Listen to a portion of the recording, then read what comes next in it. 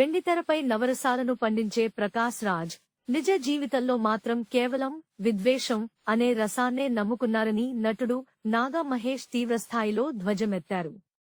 Just asking అంటూ ప్రశ్నించే నెపంతో ఆయన హిందూ ధర్మాన్ని, కోట్లాది మంది ఆరాధ్య దైవమైన శ్రీరాముడిని కించపరచడం హేయమని మండిపడ్డారు.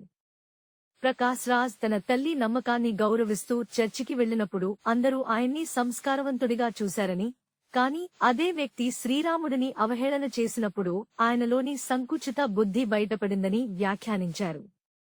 నాస్తికత్వం అంటే దేవుడిని నమ్మకపోవడం మాత్రమే కాని ఇతరుల నమ్మకాలను కించపరచడం కాదని హితవు పలికారు.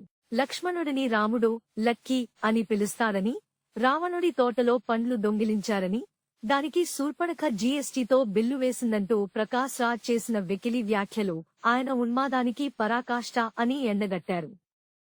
రాముడు ఉత్తరాదివాడని, రావణుడు దక్షిణాదివాడని ప్రకాశ్ రాజ్ చేస్తున్న ప్రచారం ప్రాంతీయ విద్వేషాలను రగిల్చే కుటిల ప్రయత్నం అని విమర్శించారు.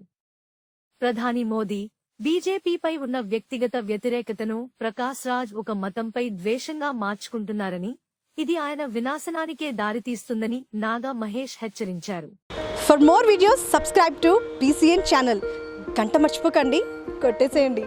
Please subscribe BCN channel. Please subscribe BCN channel. ఇందులో మీకు కావాల్సిన అన్ని రకాల హంగులు ఉంటాయి. Hi, this is MM Srilekha. Please subscribe to BCN channel.